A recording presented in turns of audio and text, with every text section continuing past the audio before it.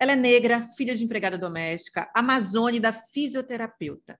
Foi a vereadora mais votada em Belém do Pará em 2020, assumiu a vaga de deputada federal e hoje ocupa uma cadeira na Câmara dos Deputados em Brasília. Ela é uma mulher do norte na política e incomoda muita gente, já que compra as brigas que ela acha corretas sem nenhum medo. Autora da frase mais célebre de 2021, fake essa tua peruca. Eu vou conversar com Vivi Reis. Você só tem 30 anos, mas você tem um tamanho enorme na política hoje. De onde é que surgiu a Vivi Reis? Como a gente sempre fala na política, né? Nossos passos vêm de longe. Então, eu acredito que essa origem, né, dessa vontade e também desse comprometimento com a política vem desde que eu era muito nova, porque eu sempre participei no meu bairro, no bairro da Pedreira, do Samba do Amor, que eu amo, sou muito orgulhosa de ser desse bairro. Eu sempre participei das atividades na igreja, atividades de jovens, atividades de bairro. Então, era algo que sempre me encantou, principalmente porque eu olhava para todos os lados e via as contradições desse mundo e sabia que eu precisava fazer algo, porque senão eu seria simplesmente sufocada por esse sistema, né? Como tu bem me apresentaste, sou filha de trabalhadora doméstica, com trabalhador autônomo, então desde muito cedo eu aprendi que a gente tinha que batalhar para conseguir vencer nessa vida e não só vencer para nós, mas poder mudar toda a realidade que nos oprime e que a periferia das cidades, as pessoas que estão no campo, as pessoas que são historicamente oprimidas sentem na pele. Então, eu vejo que a minha história começou ali. Mas a minha história partidária, que aí é diferente, né? Falar sobre uma militância não é falar apenas de quando eu entrei no partido político, é falar dessa história anterior. Mas a história partidária, quando eu entrei no PSOL, quando eu comecei a me organizar, os movimentos de juventude, movimentos feministas, se deu a partir da luta contra a construção da usina hidrelétrica de Belo Monte. Então, lá em 2011, né, eu já participava do movimento estudantil no meu centro acadêmico, das atividades lá na UEPA, mas foi ali que eu percebi que eu precisava fazer muito mais do que apenas estar no movimento estudantil, que eu precisava estar, de fato, no movimento social, na luta ambiental. Isso foi quando, Vivi? Que ano? 2011. Então, estou filiada no PSOL desde 2011. São mais de 10 anos de história desse partido, né, que hoje eu tenho muita convicção que é a melhor alternativa de organização para aqueles e aquelas que querem lutar contra o sistema capitalista e contra as opressões. Que, inclusive, foi o partido que mais cresceu em 2021. Exatamente, com esse grande boom aí de lutas feministas, antirracistas, indígenas, de combate à LGBTfobia, o PSOL se mostra como esse partido que, de fato, está conectado com essas lutas, né? É o partido que é a cara da juventude, é o partido que está na luta do dia a dia e que, na Câmara de Deputados, embora tenha poucos deputados e deputadas, né? A gente tem uma bancada de apenas 9, é um partido que faz muito barulho, parece que nós somos muito mais, né? Mas são apenas 9 deputados e deputadas do PSOL. Vivi, como é que você se sente sendo uma mulher negra, da periferia, representante da Amazônia, do Norte, bissexual, na Câmara dos Deputados em Brasília? Então, a Câmara de Deputados é um espaço extremamente violento. E não é só a Câmara de Deputados. A gente sabe aqui também que é a Câmara de Vereadores, a Assembleia Legislativa. Eu acredito, na verdade, que todos esses espaços de poder, eles ainda não estão ali, digamos assim, preparados para receber as mulheres, para acolher as mulheres, para que nós possamos, de fato, realizar o nosso trabalho, o trabalho a qual fomos eleitas para realizar, né? Então, nós também estamos num movimento de não esperar que esses espaços estejam preparados, mas sim de enfrentar todas essas contradições, de estar ali nos posicionando diariamente e dizendo, esse lugar aqui tem que ser nosso. Porque se as câmaras, se os espaços de decisão política são espaços que vai falar da vida do povo, quem está ali tem que representar o que é o povo. E nós, mulheres negras, somos a cara do povo brasileiro, né? Então, nós não podemos estar fora e nós temos que mostrar que aquele lugar é nosso. Vários momentos eu sofri violência, né? Até hoje, todos os dias eu sou barrada em algum espaço da Câmara de Deputados. Barrada para onde eu vou. Os seguranças simplesmente nem... A gente tem um broche parlamentar, né? Que é o que nos identifica enquanto deputados e deputadas. Aí, quando nós estamos entrando na Câmara, simplesmente eles perguntam para onde você está indo. Ah, tem que pedir autorização para entrar, como se a gente fosse uma pessoa externa. Então, cadê o seu crachá? Tem um crachazinho assim, de assessora, né? Cadê o seu crachazinho de assessora? Ou seja, o que dificilmente vai acontecer com um homem branco entrando lá. Exato. Aí eu falo assim, às vezes eu nem falo, eu só mostro o voto. Assim, tipo, sabe? Mostro o voto, querendo dizer, olha, eu sou deputada. Eu tenho certeza que homens brancos, até mesmo sem aquele voto, não são barrados, porque eles sempre ficam na dúvida, será que é um deputado? Agora, quando é uma mulher... E se ele perguntar, ele pode, né, causar algum tipo de ofensa. Então, ele não pergunta. Então, assim, já aconteceu a situação de ser barrada pelo mesmo segurança dos dias consecutivos. Ele me barrou um dia e no dia seguinte me barrou de novo.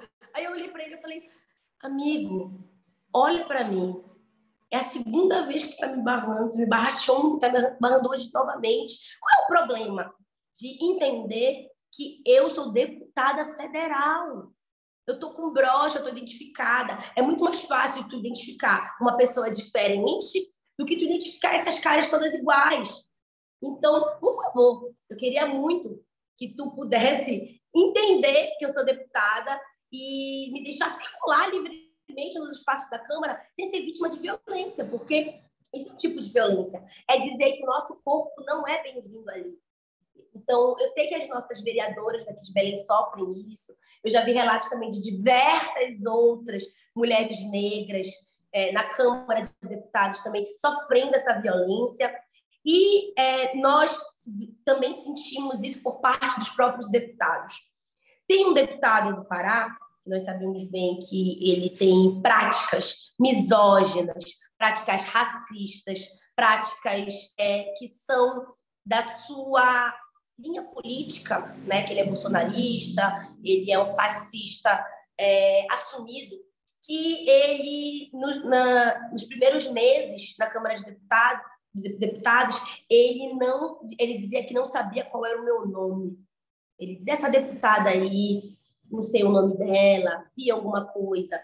Isso significa o quê? Significa que quando se diz que você não sabe o nome dessa deputada, tenho certeza que ele procuraria saber se fosse um deputado homem, ele procuraria saber o nome. E ele sabia, sim, o meu nome, até porque ele já tinha me atacado na rede social em outros momentos, mas ele quis insinuar que as mulheres negras não precisam ser respeitadas, não precisam ter o seu nome respeitados, não precisam ser consideradas aquelas que vão ser tratadas com nome e sobrenome. Então, foi esse o recado que ele quis dar. E em outro momento, né, um deputado, naquele mesmo dia da grande frase, né, que ficou famosa, virou meme, eu tive um enfrentamento com outro deputado bolsonarista. E ele queria ir para cima dos indígenas. Então, eu parei na frente dele para não deixar que ele atacasse os indígenas. E ele falou assim para mim, você não vai me deixar passar? Eu sou deputado, eu não posso ter ameaçado o meu direito de circulação aqui. Aí eu olhei para ele, não vou deixar, eu também sou deputada. E aí? Aí naquele momento ele ficou sem palavras, porque ele entendeu que eu estava ali de igual, eu estava disputando ali no mesmo campo que ele, Vivi, porque eles têm ou sobre nós. Você tem, eu acho que eu vou te fazer uma pergunta que ela é até redundante, mas a consciência da ruptura que você causa, né, dentro desse sistema formado por Éder Mauros e companhia, né, o incômodo, não é à toa que você está aqui, é porque realmente, de fato, você incomoda muito. E aquele episódio onde você diz para Éder Mauro, fake a sua peruca, que foi, assim, para mim, um episódio mais célebre da política de 2021, foi sensacional. Você disse aquilo de uma forma sem nenhum medo, né? De dizer a sua verdade. Você estava ali defendendo os povos indígenas, os povos tradicionais, a Amazônia. Mas isso não te dá medo, né? A gente tem aí a morte, o assassinato da Marielle, que foi um assassinato brutal e que a gente até hoje não tem solução. Como é que você cuida da sua segurança? Mari, primeiramente, dizer que não tem medo seria uma mentira. Nós temos muito medo. Quem não tem medo é porque sabe que não que está totalmente protegido, que não é ameaçado por nada. Está num campo de privilégio muito grande quem não tem medo hoje. Nós, mulheres negras, LGBTs, né, pessoas que não têm famílias tradicionais na política, estamos a todo momento sendo atacadas pelo que somos, atacadas pelas pautas que defendemos, pela posição política que temos. Então, é claro que eu vou sentir medo. Até porque o medo é algo que é de ser humano, né? E o seu escritório já foi alvo de 2 ataques, o seu escritório aqui em Belém. A gente sabe que somos ameaças, que somos ameaçadas, né? Mas também uma coisa que eu aprendi desde muito cedo é que não nos resta outra alternativa senão lutar. Não nos resta outra alternativa senão se posicionar, né? Porque eu acredito que quando eu faço uma fala no plenário, quando eu faço um enfrentamento, eu não estou ali sozinha. Eu estou carregando o sentimento de diversos paraenses, de diversas mulheres, de diversos jovens, de diversas pessoas como eu, que estão com tudo isso instalado aqui, que não aguentam mais a política posta. Eu sou a única mulher negra, jovem, parlamentar do Pará. Única. E isso não é... Eu não acho bonito isso. Eu fico triste, porque nós deveríamos ter muito mais pessoas como nós. Eu estou quebrando, de fato, aí as barreiras e abrindo os caminhos, porque nós temos que nos enxergar ali. A menina da periferia, a pessoa LGBT, povos indígenas tem que olhar para a política e dizer: esse lugar pode ser meu. Esse lugar tem que ser meu. Então, hoje, eu não ando sozinha mais. Quem me conhece sabe que eu adoro circular em Belém. Não, eu te vi não tem muito tempo. Eu estava no carro com um amigo meu, eu te vi passando de tênis,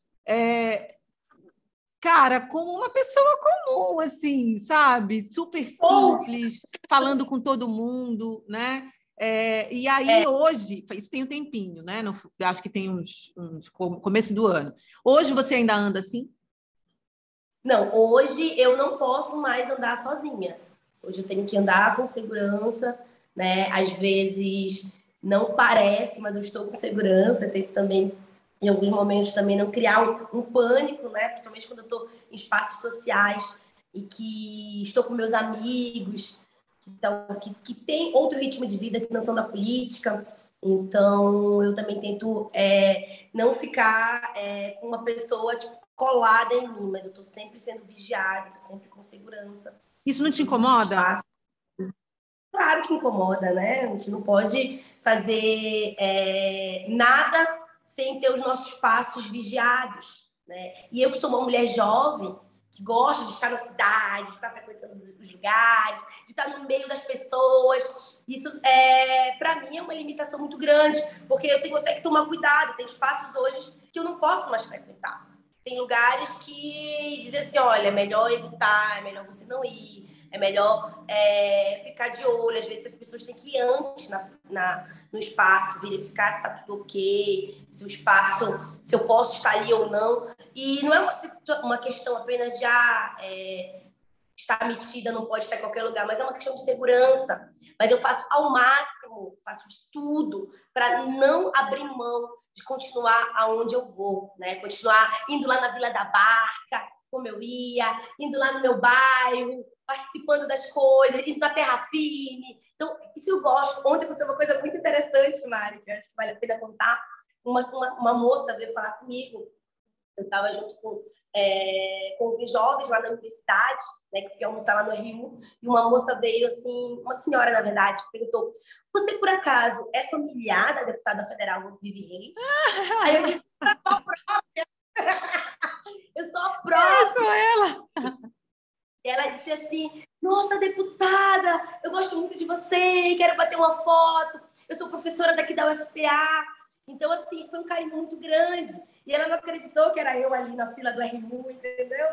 Então, é muito bacana receber esse carinho. E eu tento ao máximo seguir fazendo as coisas que eu sempre fiz. Eu estou agora pensando como vai ser para eu voltar, por exemplo, a pedalar com o coletivo que eu pedalava, como vai ser agora para eu fazer alguns passeios que eu fazia com grupos. Então, assim, eu estou a todo momento tentando entender esse novo lugar e como eu não vou abrir mão de fazer o que eu sempre fiz. E mais, fazer o que eu sempre fiz, tentando impor também que, olha, nós precisamos ser nós mesmas, né? Nós precisamos seguir com essa leveza, com essa naturalidade, né? Porque eu acho que isso é importante na política, né? Porque a gente não se encha de vaidades, né? Que a gente possa, de fato, seguir a nossa vida da forma leve, da forma natural, da forma afetuosa que a gente sempre seguiu. Ai, Vivi, eu fico até emocionada quando eu te escuto falando, porque é muito bonito assim ver a tua trajetória, é muito bonito te ver ocupando esse espaço. Assim, eu estou falando isso pessoalmente, Mari, mas enfim, vamos seguir aqui. A gente viu agora, primeiro começou o BBB, então a gente vai agora nos próximos 3 meses vivenciar uma avalanche de absurdos.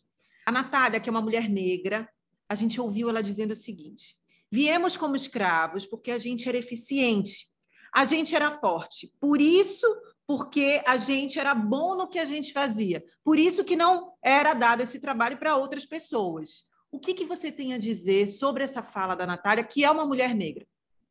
Então, até nos pronunciamos já, né, nas redes sociais sobre isso. É lamentável, né, ver pessoas negras reproduzindo essa história que a gente sabe bem que é a história que tentam impor e contar. E a nossa história verdadeira não é essa, né? A gente precisa contar a história que está sendo silenciada, né? A história de opressões que o povo negro sofreu. Então, as pessoas escravizadas, né, tentaram criar, romantizar, né, e dizer que elas foram escravizadas por uma determinação divina, por não terem alma, por serem fortes, como ela colocou. Que é até uma construção religiosa, né? Totalmente. Não, eu acredito que a gente precisa seguir, já falando de uma forma mais propositiva, defendendo que seja feita o estudo sobre a população afro-brasileira, a população indígena, sobre a perspectiva desses e dessas que foram oprimidos historicamente. Então, a gente precisa que a história seja contada na realidade, seja contada a partir dessa percepção dos povos negros, que são povos que vieram para cá para sofrer um conjunto de violências, né? E que nas suas terras de origem eram reis, eram rainhas, eram pessoas que tinham ali o seu respeito, que tinham a sua história, que precisa ser valorizada e não apagada. Então, eu acredito que o que a Natália, né, a pessoa da Natália, primeiro, que é lamentável, segundo, que a gente precisa entender que não adianta ser pessoa negra e não estar na luta antirracista.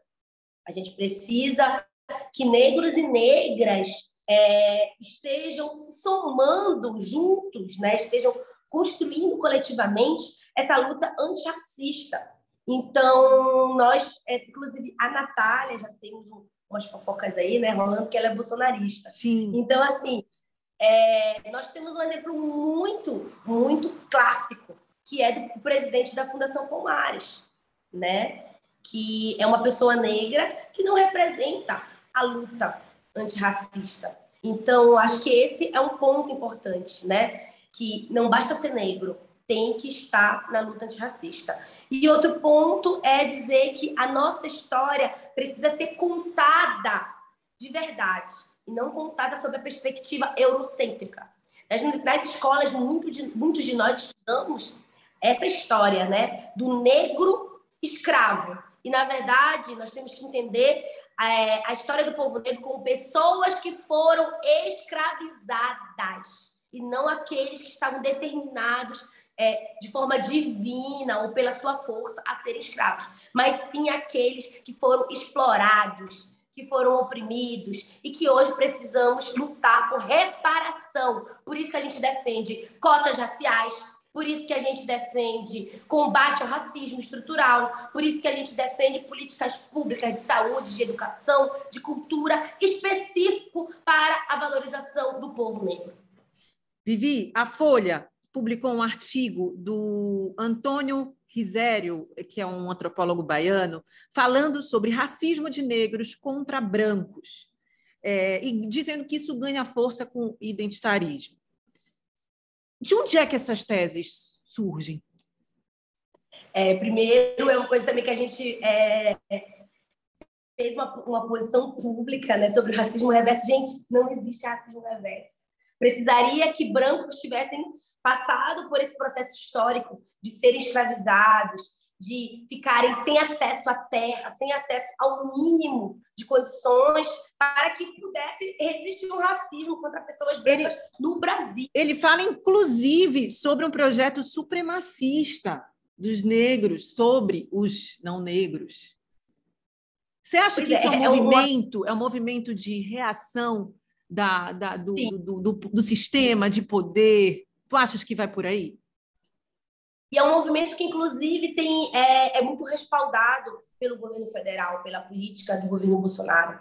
Então, a gente precisa se preocupar com isso, né? Nós tivemos vários levantes negros internacionais e a gente precisa seguir se inspirando nesses levantes negros e denunciando que quem mais morre é a juventude negra na periferia, quem mais sofre violência obstétrica, violência contra a mulher, feminicídio, são as mulheres negras.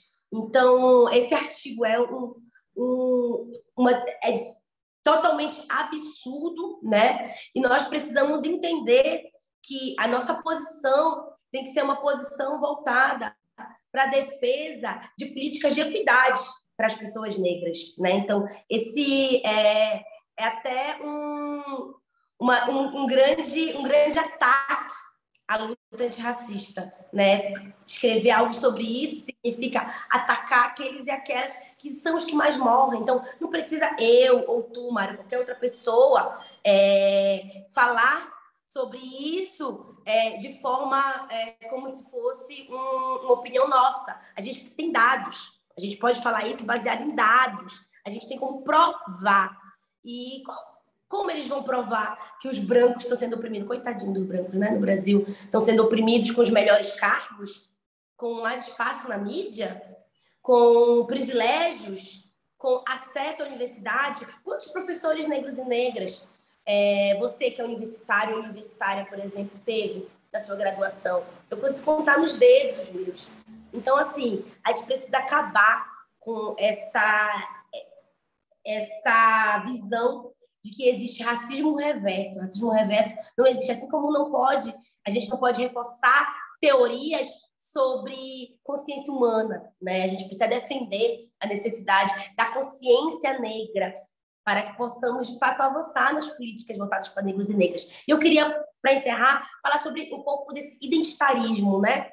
Que é um termo muito utilizado, que eu acredito que é utilizado, inclusive, de forma equivocada.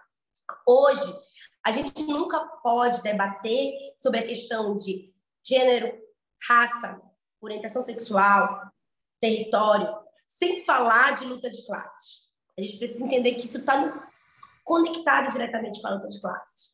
Se a gente for debater sobre a realidade do povo negro, das mulheres, povos indígenas, de LGBTs, quem são aqueles e aquelas hoje que mais sofrem nesse sistema capitalista que vivemos?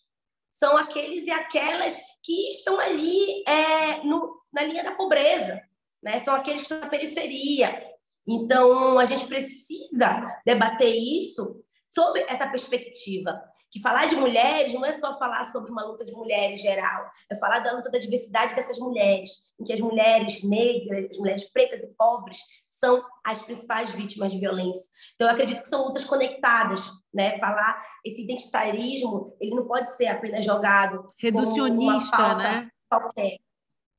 ele tem que estar conectado com a questão do debate de classes. Então, essa perspectiva que a gente vem debatendo, né? Eu, enquanto deputada, e eu, enquanto militante feminista, trago sempre esse debate, de dizer que o nosso feminismo é um feminismo que é antirracista, que é anticapacitista, que luta em defesa do meio ambiente, é um feminismo que luta contra a LGBTfobia.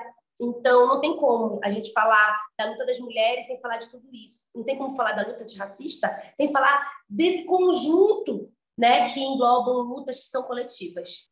Recentemente, a gente teve uma série de crimes.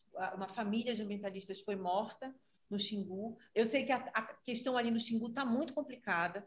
E nos últimos anos, a gente teve um avanço das mortes no campo, da grilagem, o avanço de invasão de terras indígenas. O que você, como deputada federal, está fazendo neste momento com relação a essas questões? Tocaste num ponto que é muito importante para o nosso mandato, né? Primeiro, dizer que ao longo desse ano eu fui vice-presidenta da Comissão de Direitos Humanos e Minorias da Câmara, né? E que uma das principais pautas que a gente vem defendendo é a defesa dos defensores, né? E que no Pará, o Pará é recorde de casos de violência contra ambientalistas e contra defensores dos direitos humanos, né? Então, ao longo desse ano, a gente veio atuando fortemente, pressionando as autoridades, em especial a Secretaria de Segurança Pública do Estado.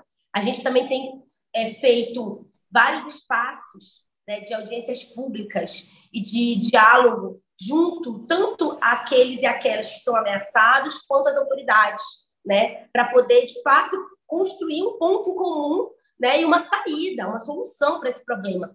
Isso não é um problema fácil de se resolver. É um problema que a gente sabe que ainda vai perpassar por anos e anos. Então, por isso, nós estamos com uma proposta também da criação de um observatório a respeito de combate à violência contra defensores ambientalistas e direitos humanos, né? O carro de gás começou aqui rapidinho. Que é clássico aqui, para quem está assistindo, é clássico aqui em Belém o carro da Tropigás, não tem como não ter. Qual que é o bairro que tu está aí, Vivi? Eu estou aqui na Cremação. Ah, tá. Enfim, bairro passa Tropigás todo dia. Então, eu fui presidenta da Comissão de Direitos Humanos e Minorias da Câmara. Uma das principais pautas que nós apresentamos foi essa de defesa dos defensores e em especial dos ambientalistas e defensores dos direitos humanos. Então, nós estamos com uma proposta... O que são os defensores? Quem são os defensores? Então, esses defensores são aqueles ambientalistas que estão ali nos territórios, como povos indígenas, pequenos produtores, população do campo, até mesmo ativistas, né, que defendem o meio ambiente e que defendem os direitos humanos. Né? Nós temos ali muitos advogados e advogadas ligados aos direitos humanos, trabalhadores que, por alguma pauta, acabaram se colocando ali como uma ameaça a poderosos, né? E também políticos. Né? Nós sabemos bem que muitas figuras públicas do nosso Estado são ameaçados por conta da defesa das pautas dos direitos humanos, né? Nós temos um histórico enorme nesse estado do Pará, né? Inclusive de mortes que são silenciadas, de pessoas que são assassinadas e que nós até hoje não descobrimos quem mandou matá-las, né? Nós temos pessoas indígenas, nós temos pequenos produtores, pessoas que trabalham diretamente com a pauta ambiental ou direitos humanos e que estão sofrendo ameaças. Né? Um exemplo disso, por exemplo, é a Alessandra Munduruku, que quando a gente foi para a COP26, né, eu estive lá junto com ela, no retorno da COP, ela teve a sua casa invadida e levaram apenas documentos, levaram alguns arquivos de mídia e, se eu não me engano, levaram um computador, alguma coisa assim, ou um celular, né? Ou seja, eles não queriam roubar nada de valores financeiros. Eles queriam investigar sobre as ações que vinham sendo feitas por ela em defesa dos povos indígenas e da Amazônia. Então, isso é muito grave, a gente vem acompanhando alguns casos de perto, né? Nós estamos com uma proposta para os próximos anos criar esse observatório na Câmara de Deputados, que seria um espaço em que nós podemos ter, pensar uma política individualizada para cada caso, de proteção a esses defensores dos direitos humanos e ambientalistas, né? Fizemos já algumas audiências públicas, como eu já citei, e também eu tenho contato direto com o Alto Comissariado da ONU, que nós estamos ali também pensando, a partir da ONU, ações de defesa dos defensores, né? Já tivemos as primeiras reuniões, tem algumas coisas que também a gente está mantendo sigilo, então não posso detalhar, mas que nós estamos já pensando ações concretas a nível internacional para a defesa dos defensores. Quando eu fui a Glasgow, para a COP26, uma das principais pautas levantadas lá foi essa, né? Tive contato com parlamentares de diversos países, e que esses parlamentares também se comprometeram em manter o contato para fazer a denúncia internacional quando ocorrer qualquer caso de violação de direitos humanos, de ameaça à vida e qualquer caso de assassinato de defensores de meio ambiente e direitos humanos, né? Esse caso também da família assassinada nós estamos acompanhando, assim como outros casos alarmantes e que nós precisamos, de fato, internacionalizar, debater isso amplamente, exigir que sejam tomadas providências e poder, de fato, ter uma segurança maior para todos esses sujeitos e protagonistas das lutas em defesa da Amazônia. E essa intervenção do homem, né? As coisas elas estão diretamente ligadas. A exploração da natureza está ligada à exploração do corpo da mulher, essa subjugação da mulher, né? E aí, quando a gente olha para a situação do estado do Pará, como a gente está vendo em Minas Gerais, esse monte de desastre ambiental acontecendo, inclusive tem aí a previsão de desastre ambiental para acontecer nas barragens ali na região do Xingu. Como é que você, como deputada federal, está atuando? Então, primeiro, eu quero aqui saudar a luta, já que você falou, né, de ecofeminismo, eu quero saudar aqui a luta das mulheres indígenas que seguem resistindo, que fazem as suas marchas, que se organizam contra a exploração dos seus territórios, né, e dizer que a questão do garimpo no Pará é muito grave, né? Nós estamos agora também preparando vários requerimentos a respeito de Belo San, né, que vai ser um verdadeiro desastre novamente naquela região do Xingu, e que nós temos que fazer a denúncia sobre isso, porque quando a gente fala de garimpo, a gente muitas das vezes pensa que a gente está falando daquele pequeno garimpeiro lá, que está ali no dia a dia de tentar uma forma de sobrevivência, muitas das vezes, né? E, na verdade, a gente está falando de um grande projeto de exploração, um projeto de exploração que está sendo, digamos assim, respaldado pela própria Câmara de Deputados. Existe um projeto de lei, número 191, que é um projeto que quer regulamentar, né, fazer toda, respaldar a prática do garimpo. A prática quer tornar o garimpo ilegal em garimpo legal. Tem muita gente que faz esse discurso. Tem gente que diz assim, o problema não é o garimpo, o problema é o garimpo ilegal. Gente, não é. O problema é a exploração do território, que está tirando o indígena dos seus territórios, que está fazendo uma verdadeira devastação ambiental. E isso nós estamos vendo agora, o retorno, né, das consequências, as consequências disso. A mudança da cor do Rio Tapajós é uma consequência disso, né? Tudo que aconteceu ali em Minas Gerais também é uma consequência, que não é um desastre ambiental. É, na verdade, uma repercussão das mudanças climáticas e das políticas que são voltadas para a exploração do meio ambiente. Então, assim, são coisas que nós temos posição muito convicta, né, contra, inclusive, denunciar que a Assembleia Legislativa aprovou um projeto de lei que homenageia o Dia do Garimpeiro, né? Isso aí é simbólico. É dizer que a Assembleia Legislativa está aprovando coisas que simbolicamente estão ameaçando, né? Porque um dia, uma homenagem, isso mostra a política que essa Assembleia Legislativa quer defender, né? É uma política da defesa do garimpo e não uma política da defesa dos povos tradicionais. Então, esses são os pontos. Tem o PL 191, que eu já falei, que quer regulamentar o garimpo, e nós temos a todo momento a tentativa de governos de passar políticas sem um mínimo de fiscalização.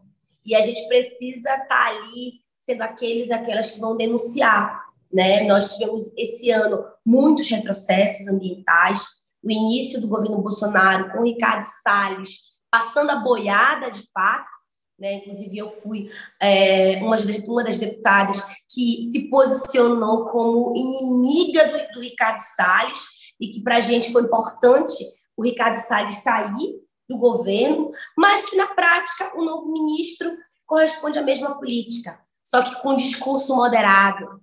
Então, independente do discurso moderado, do discurso mais inflamado, a gente tem que ser contra a política ambiental que é imposta pelo governo Bolsonaro. Então, acredito que esse ano vai ser bem pior, porque como o governo Bolsonaro já está desesperado, aí já sabe que em breve não estará mais à frente do país, provavelmente eles vão querer impor mais políticas de devastação ao meio ambiente e que nós, enquanto povos amazônicos, temos que fazer a devida denúncia e ficar atentos com o que está tramitando na Câmara de Vereadores, na Câmara de Deputados, na Assembleia Legislativa, sobre a questão ambiental, sobre a prática do garimpo, sobre a construção de hidrelétrica, sobre a construção de ferrovias, né? Para que eles querem construir ferrovias? Não é para transportar o povo, não é para beneficiar o povo pobre, o povo do campo, é para beneficiar as grandes exportadoras, né? O agronegócio é um dos principais inimigos do meio ambiente. Então, não tem como a gente falar de meio ambiente sem fazer a denúncia ao agronegócio, a denúncia às hidrelétricas, a denúncia às mineradoras, às ferrovias. Vivi, você falou agora, né, dessa sua... Você fez aí um prognóstico de que o governo Bolsonaro está chegando ao fim. Isso seria devido à vinda do Lula? Você acredita na vitória do Lula? E você aprova uma chapa Lula-Alckmin? Que pergunta interessante. É o seguinte, primeiro, eu acredito na luta do povo trabalhador e da juventude. Eu acredito que a gente não pode sossegar um minuto durante esse governo Bolsonaro. Ficar esperando as eleições de braços cruzados é ser conivente com o que está acontecendo. A gente não pode esperar a eleição de braço cruzado. A gente tem que seguir diariamente lutando contra o governo Bolsonaro, denunciando todos os dias, participando de manifestações, participando de espaços que vão nos fortalecer enquanto oposição ao Bolsonaro e que vão atacar esse governo genocida. Eu sou do grupo do PSOL que busca a construção de uma alternativa política independente que combata o bolsonarismo e que não faça conciliações com a burguesia. Essa é a posição do grupo político ao qual eu faço parte dentro do PSOL, é a minha posição. Eu acredito que nós precisamos ter a nossa postura política em defesa do povo e contra qualquer um que nos ataque, que ataque o nosso direito, né? A gente não pode simplesmente fechar os olhos e dizer que vai ser o Lula o grande salvador do Brasil. Não podemos fazer isso. Não podemos chegar agora, início de 2022, e apertar a mão do Lula e dizer vamos lá, sem nenhuma crítica, sem nenhuma disputa programática. principalmente numa conjuntura que sinaliza um vice que será o Alckmin, gente. É um absurdo. Tem muita gente que ainda não está sabendo. Quem não está sabendo, saiba agora. A grande negociação feita aí é para que o Alckmin seja vice do Lula. Trocou de partido, era do PSDB, agora está no PSB. E que sabemos bem que o PSB é um partido que está bem longe da pauta das esquerdas. Exato, que não está ali, que não tem uma pauta de fato que seja com firmeza política em defesa do que nós acreditamos enquanto a política necessária para essa conjuntura. Mas então, você não acha que assim, você ameaça, quer dizer, não é mais ameaça, né? O bolsonarismo ele está aí, ele é isso. Você acha que uma frente com as esquerdas reunidas ela é suficiente para derrotar o bolsonarismo? É claro que é necessário ter uma frente de esquerda para derrotar o bolsonarismo, mas quem é essa esquerda? A gente vai fazer uma frente de esquerda ou a gente vai pegar alguns sujeitos que historicamente estiveram na direita, que estiveram apoiando o projeto neoliberal, burguês, da grande mídia, e vamos maquiar de esquerda para poder entrar nessa disputa. Acho que a gente precisa também se perguntar isso, né? Eu não quero, de forma nenhuma, ser aquela que vai ficar jogando pedra nos aliados. Não vamos fazer isso. Quem é aliado, é aliado. Mas nós precisamos entender, de fato, de que lado está cada um. Eu tenho um lado. Meu lado é em defesa da classe trabalhadora, em defesa da juventude, em defesa das mulheres, em defesa daqueles e aquelas que são oprimidos socialmente e que vivem com a desigualdade. Qualquer um que se posicionar contra esses e essas, eu vou comprar a briga, eu vou denunciar. Tanto é que, Mari, eu não abro mão de denunciar o governo Helder Barbalho, eu não abro mão de fazer as críticas à própria prefeitura do Edmilson do pessoal quando é necessário. Então, não vou ficar calada diante de qualquer governo que ameaça o povo. É claro que nós temos que estar juntos para derrotar o Bolsonaro, que qualquer um contra o Bolsonaro, nós vamos estar apoiando num segundo turno. Mas é entender que não tem como a gente também fechar os olhos. Se Lula ganha a eleição agora em 2022, quando foi em janeiro de 2023, eu quero estar reeleita deputada federal, eu vou estar ali lutando em defesa do povo. Se o governo Lula me apresentar ou apresentar em qualquer espaço uma política que vá atacar o direito dos trabalhadores e trabalhadoras, como é o caso da PEC 32, talvez não seja aprovada esse ano, acho que fique para o próximo governo, se apresentarem uma proposta como essa, como servidores públicos, a gente vai estar contra esse governo que ameaça o servidor público. Se esse governo quiser fazer uma política contra o meio ambiente, contra os povos indígenas, a gente vai estar contra. Mas se for um governo que queira construir políticas voltadas para o povo, a gente vai estar junto nessa. Então, o meu lado não é o lado do político A, do político B, do partido A ou do partido B. O meu lado é o lado das lutas, da defesa dos direitos dos trabalhadores e trabalhadoras e da juventude. É esse o lado. Então eu sou independente. Uma chapa Lula-Alckmin por um objetivo maior, que é derrotar o bolsonarismo. No entanto, não se calaria diante das coisas que você não concorda. Acredito que um apoio ali pontual na eleição, mas 2021 você não se entende como aliada obrigatoriamente, né? Mas você vai continuar mantendo a sua postura de oposição, de luta, né? Daquilo que você acredita. É mais ou menos por aí? Não, esse cenário não está dado. Hoje, janeiro de 2022, eu, Vivi Reis, não apoio uma chapa Lula-Alckmin. Janeiro de 2022.